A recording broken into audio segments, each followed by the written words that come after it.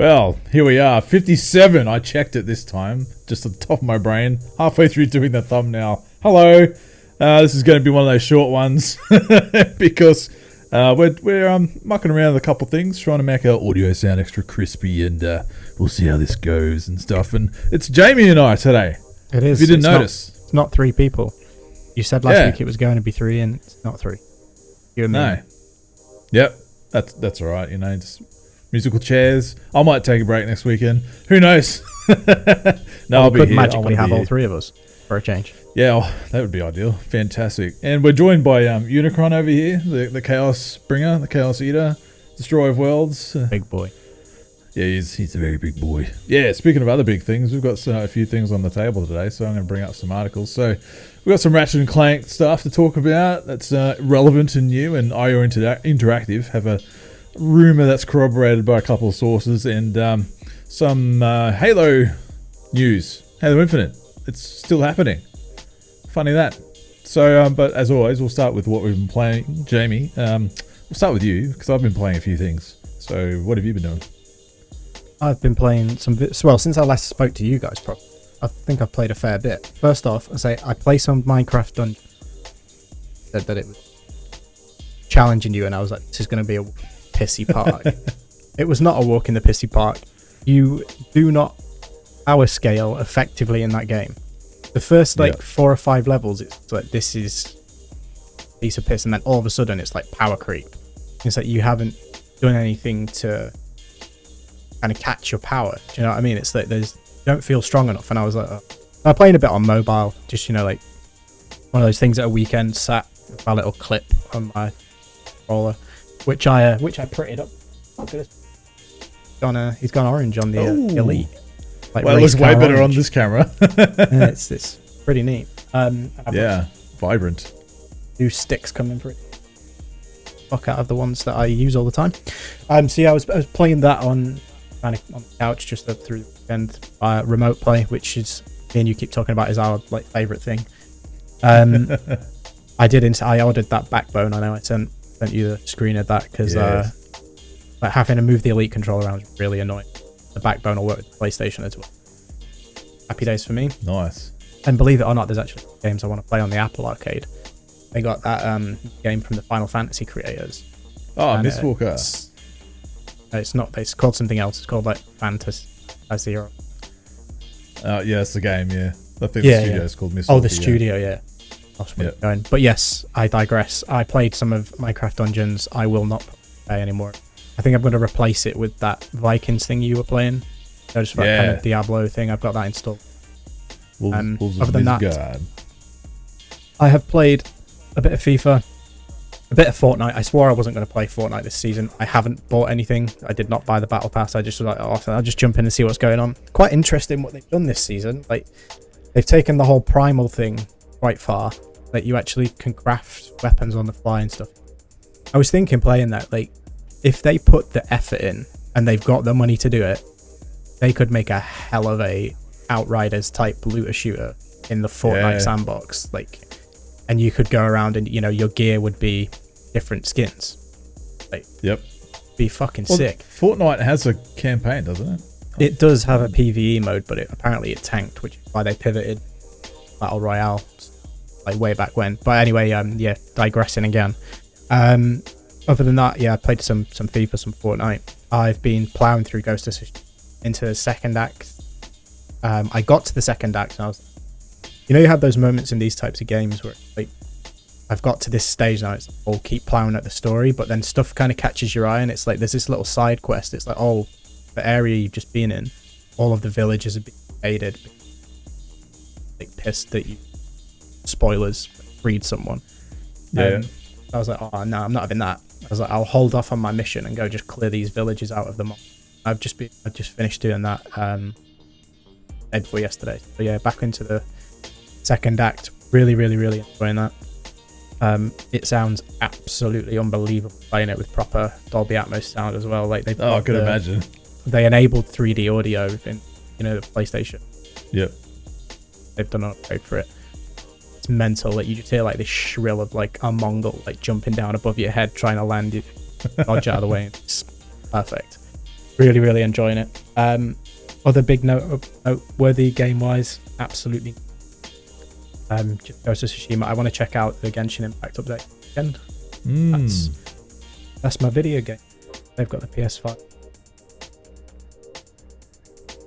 What about you, Chun? What have you done played this week? Still hanging out for some Genshin Xbox, but whatever. I'll just sit over here in my pretty land and hang out for that controller support for Android. It's already available on iOS again. Like I'll be able to use the backbone with it. So I'm half going like, do I stop playing on PlayStation now because the iOS version can work between the PC version as well? When it eventually comes to Switch, it'll also work. It's just going to be PlayStation that's sectioned off. So it's like, bugger that off. So it's like, do I stop my progress on PlayStation? Other account have that one that float between three platforms. Probably makes pretty easy decision there, I think. Yeah.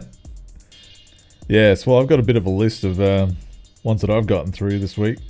So I clocked through Back to the Future, that Telltale game. Yep. It's got 5 chapters of it. I didn't realize. I thought it was like 1 or 2 chapters, but it's the 35th anniversary edition on Game Pass, and it's got the whole story on there. That was a bit of fun. Started off real shaky. I was like, oh god, what am I getting myself into here? But stuck with it, and I didn't. I played it on bloody let's hold chance hand mode, and with hints on because I just wanted to turn off, man, and just play it and just enjoy the story. Pretty good. I mentioned it last week, but I actually finished it. Christopher Lloyd, I think, is still the only originating actor that's in the game. But anyway, I tried Narita Boy, which is like another kind of 8-bit Tron type side-scrolling Metroidvania type game. And I gave up on that pretty quick. Stylistically, it looks amazing. It's just an audible and visual feast and treat, but I got stuck somewhere and I don't know where to go, and I just gave up. So I just didn't have the time for it, so I just uninstalled it. And then I played this real tiny game called Fractured Minds. It's an indie game on Game Pass, and you can finish it in like 10 or 15 minutes. What's that called? Fractured Minds. So I think it's made by one or two dudes or whatever, but it's a bit of a puzzle. That's about it. It's a bit of a experience, but I scoffed at it at first, but the further I got along in it, I legit got chills at times because it was just creepy as hell, you know. And this creature thing that you encounter in the game, I actually got like chills down my arms and up my neck. I was like, wow, that was effective, you know. So it was worth the playthrough. And then Vikings, Wolves of Midgard. I'm still going through that. Apparently, it's a 15 to 20 hour campaign if you're not doing the side quests, so it's going to take me a while. I'm really enjoying it, man. It's really good. Like, you can tell it's not Blizzard budget, but it's fun. I find it engaging, and I understand what I'm doing, and I'm digging it. I mean, it's Vikings. Well, I'm going to love it anyway. And then Outriders, man, still plowing through that, like I mentioned earlier before we started recording. Yeah, and that's what I've been doing, actually. Yeah. Besides Day of the Tentacle, finished that last week, but so I've been pretty busy, so catching up on my achievements. So I'm like 6,500 and 65,283. That's my gamer score right now. Catching up. You're about an 8,000 climb to. Yeah, I'll get there, man. You just wait. You just wait. Doing the whole looking over the shoulder thing. Totally waiting on the catch up. Yes. Well, speaking of waiting for things that we've waited long enough to see, we finally got to see some footage of Ratchet and Clank, like actual proper gameplay demo. That wasn't like a pre-rendered thing.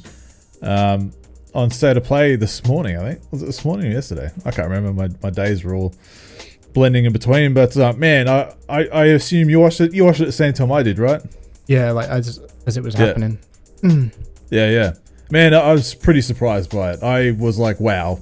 Like I mentioned in the chat, it looks like a 3D animated movie, but you're actually controlling it. Like, it looks so impressive, you know? And I think just I mean, I don't have any affinity to the franchise at all, but I appreciate what it is. And my brother used to play the first couple of games back in the day on PS2, but it definitely has its fan base, and it's, I don't know how many games, 200 games or something that's in the series now.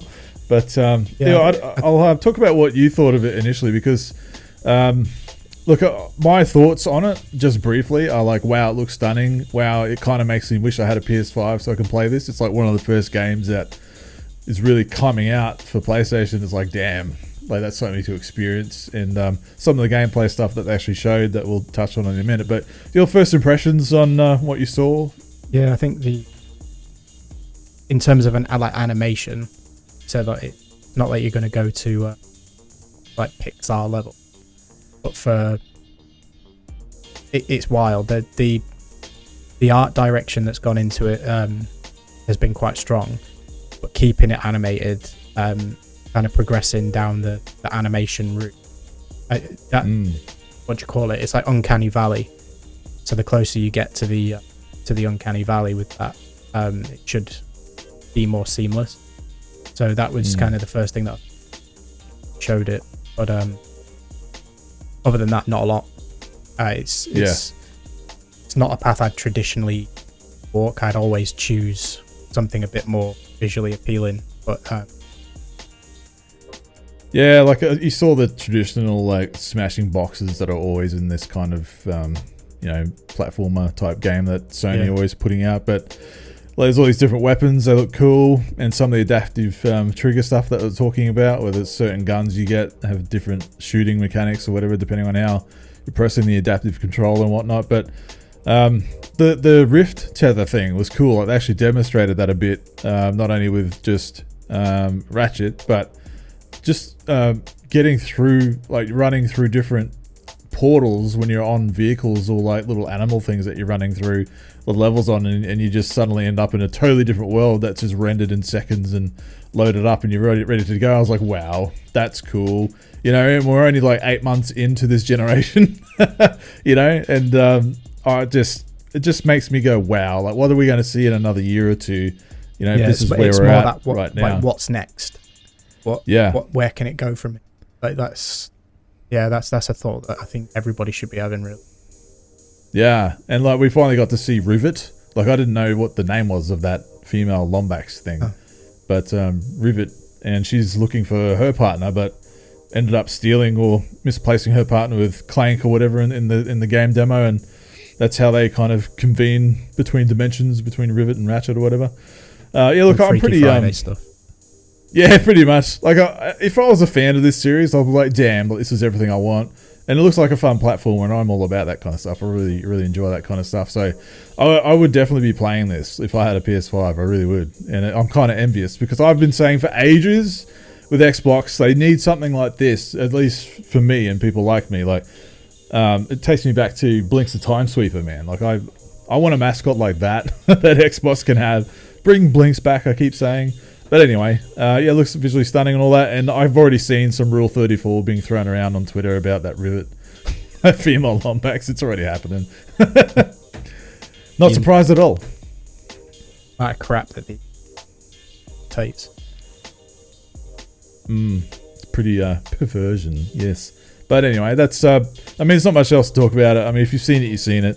It's not like they did an hour-long gameplay demo to really pick apart on it, but keep an eye out for that. But yeah, the next one I really want to kind of discuss, which it's kind of hot off the presses, really, about 2 hours ago. And it's worth bringing up, even though it's a rumor. I don't really like to talk about rumors, but this has kind of been corroborated by a few different sources, like I mentioned earlier. And it's intriguing to think what it could be. I mean, yes, it's another fantasy RPG, because we don't have enough of those. But the interesting part of this is IO Interactive, the guys between those Hitman games and whatnot, might be working with Xbox on an exclusive fantasy RPG, codenamed Project Dragon. More games for the Xbox, hey? So I mean, there's some dot points here. They recently started building a new team for a new IP. They announced some job opportunities this week as well. And some of these sources that I've been checking on saying they've received some evidence that the game could be in partnership with Xbox in particular. They haven't mentioned any other kind of platforms. And we know that Xbox has been chasing down, exclusive content pretty heavily recently, so that makes sense. Codename being Project Dragon, but it's in the very early stages. But the part that interests me is that Hitman games, you love them or hate them. If you're a stealth person, if you're missing your Splinter Cells, you're going to go for Hitman or something of that ilk. But we've seen a lot of developers trying different things these days, where they've run their course on a certain franchise or game type that they've done, and they want to reach out and do other things.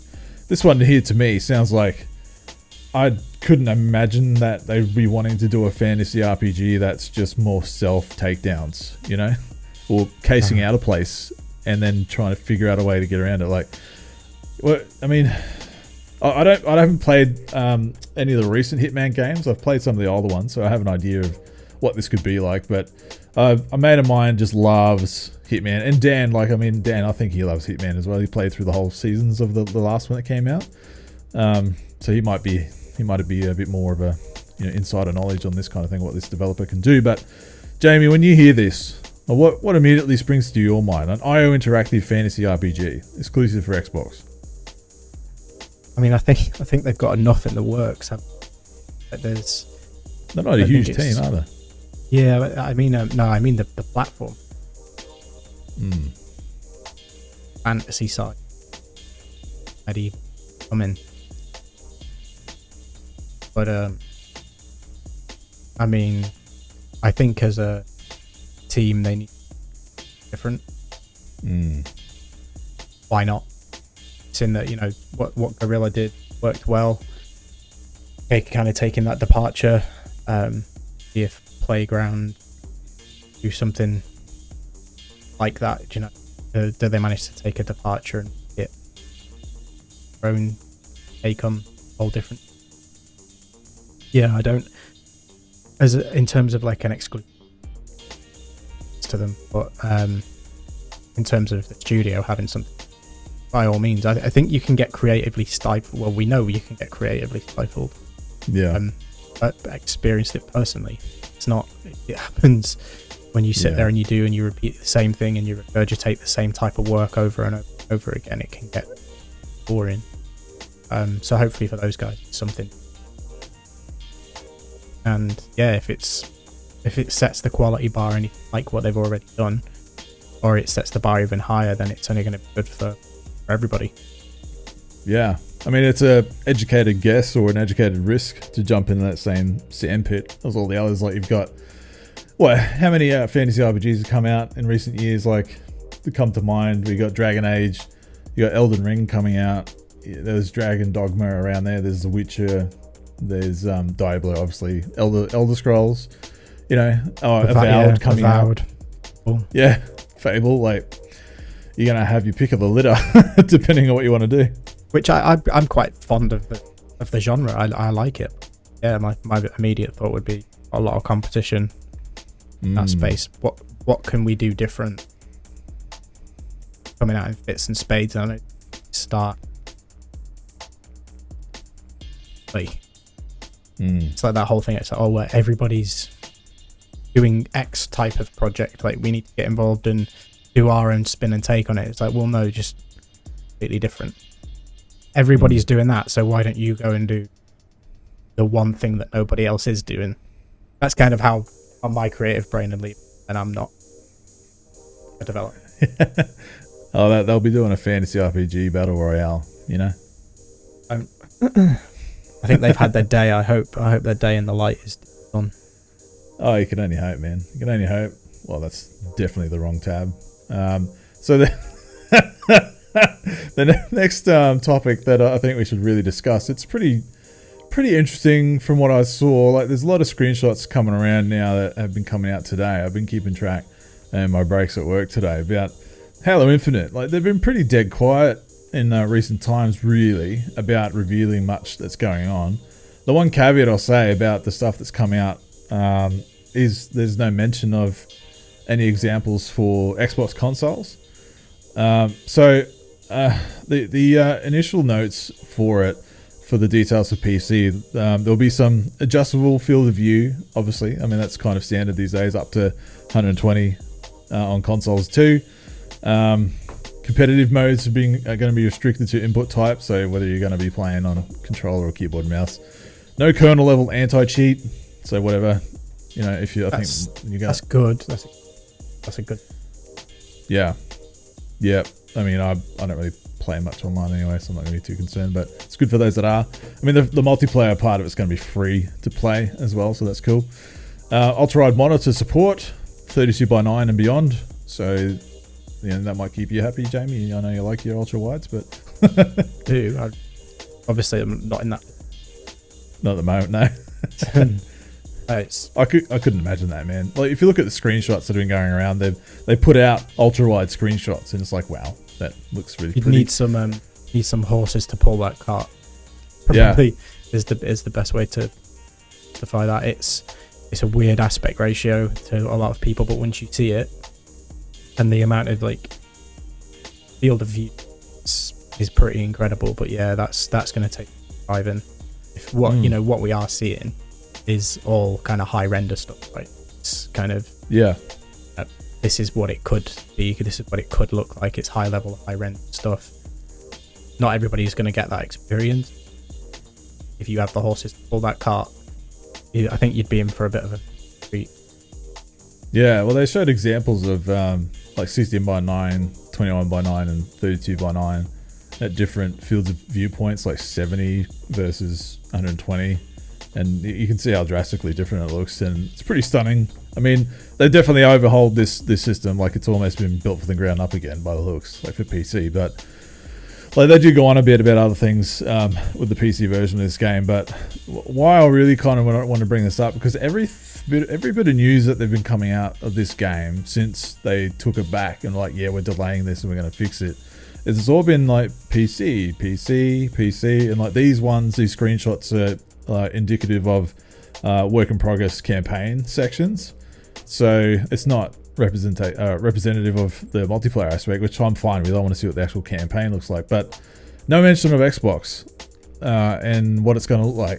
I have my concerns. I know we're coming up to E3 very soon, and maybe they'll save it for then.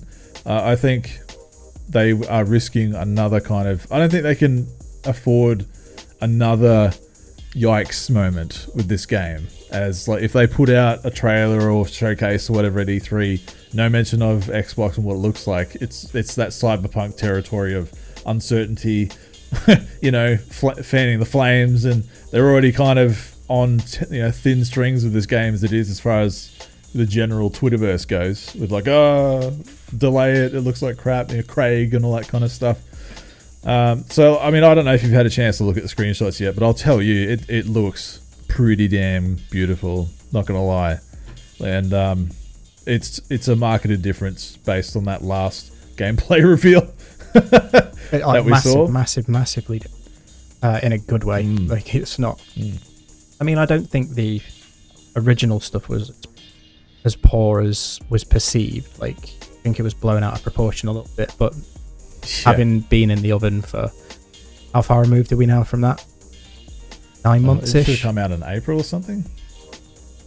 Nah, there's no way it's been a year. I think it had been about 9 months since the kind of. Oh no, maybe it would be. Yeah, we'd be coming up on a year for that extra year in the oven. It is clearly working. Get to grips with slip space a little bit better, and the directions, and they can pull it in. They're probably benefiting from the who came in to kind of just steer the ship. It was John Stratton or something. I can't remember his name. But yeah. So yeah, I think these things are all starting to show their merit. Yeah, how do you feel if we get to E3 and they're like, here, we're actually going to show something of Halo, but running on PC, because we know that they've recently come out saying that they're making some changes with how they're supporting the PC market, the PC space, where they're going to start really strong arming the PC market by cutting the 30% fee or something it usually takes on PC games. Yeah, down to 12%. So they're all and Xbox has had a recent update where there's plenty more mouse and keyboard support on the thing. And the preview program, the new Edge browser, it's fully mouse and keyboard supported, and you can use your browser based Game Pass, cloud gaming on there and all this kind of stuff. It's like essentially a little PC tower now, you know, so they're really blurring the lines on that. Like, I just would be concerned personally I'm an Xbox gamer first, you know, for everyone that knows me, and I don't really care too much about the PC side, but I want to know what this game's going to look like. Like, Series X is a serious piece of kit. Like, there's no denying that. Like, it's a lot of power packed in a little box, and I have faith that it's going to run well and it's going to look good, but I doubt it would have a lot of the widescreen support that they're talking about. But that's neither here nor there. But I want to know what it's going to look like. They've said that yeah, the output limit. I think it's the output limitation on HDMI actually. So 2.1 oh yeah, should have plenty. 2.1 should, yeah. I know exactly what you're saying, but the reality is they're going to show it on the series stuff. I don't think they're going to show it on last generation. Why would you? Although dangerous territory considering what happened to the project. Exactly. Having not done that. So if they do, I mean, you've got to hold your hand, haven't you? You've just got to hold your hands up and go, look, this is what we can achieve with the hand that we have. Although if you're willing to spend a little bit more money to this is what it'll look like. And if it goes, you know, right at the opposite end of the spectrum where we're seeing, you know, end game goals come out, this is what it could look like. And obviously what right at this end, it's what 1 or 2% of people are going to have their experience as. The bulk of the experience is going to be in that lower end. So you want to show it off in its best light, but I do think we'll get to see it for us anyway in how we will experience. Like, imagine running. Sorry, go ahead. I was just gonna say, and I think we get. Yeah, I think it's the first thing that they hit out of the gate. So this is what it looks like. This is what it looks like here. This is what you can achieve if you want to, and this is the day we're giving you it. And I think that kickstarts the end. Get the rest of the kind of the show going, but that's a long way away. We can discuss that later down the road. Go on stage and flop your balls out and show what's going on, you know? Yeah, exactly. Come out swinging. Yeah, exactly right.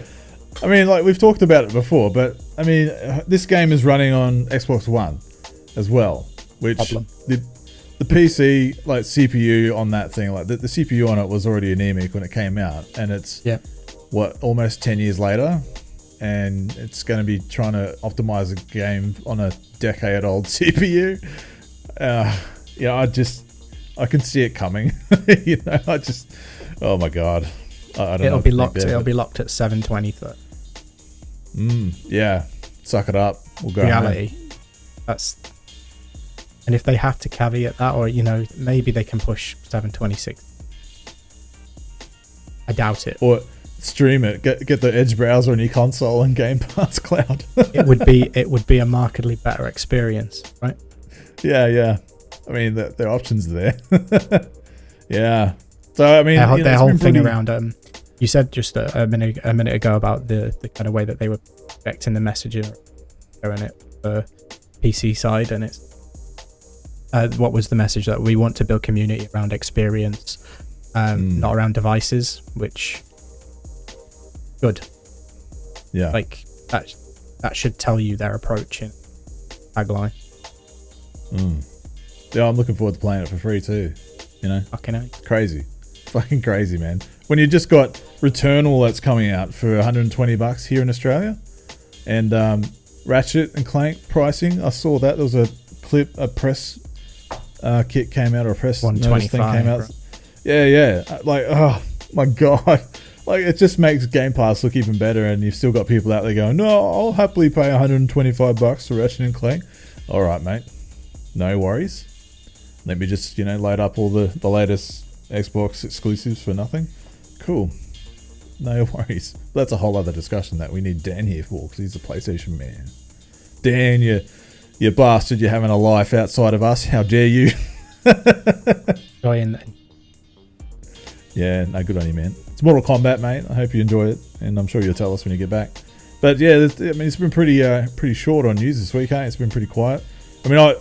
I mean, breaking news, I ordered a new controller that I didn't need. You know, the Electric Volt controller that's coming out. How do you like decide which color you want?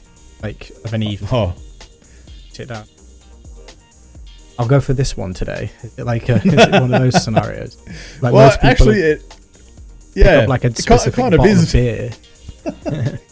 Kind of is, man. Like I'll have like a couple of weeks stretch of just the standard black one that comes with the console, and then I'll go over to unplug one. I'm like, actually, and I'll take the battery out and put it in the blue, the shock blue, and I'll go, yeah, this is nice. Yeah, I like it. So options, man. Life is hard. Yeah, it is. Yeah. So look, that's pretty much it in the world of the LTG boys in the news that's going on. I don't know if there's anything else you want to add to this event. There is not. Obviously, low on time and prowess. Good to get something. Yeah. Thanks for the support there, Jamie. I did it as much as I could. You managed to drag it to the 30 mark target. Oh, really? Oh, cool. I haven't even had my eye on the clock, so that's good. Awesome. All right, then. Well, that's my cue to go to bed now. So we'll go relax, and everybody, hopefully everybody's doing well out there and slowly making plans to join the rest of the world as things slowly revert back to normal. The world's starting to open back up. We've got open here now. Finally, managed to get the mop chopped. Yeah, the shops and stuff open today. Hopefully, well, that doesn't 100% stop. Indeed. On that note, bye.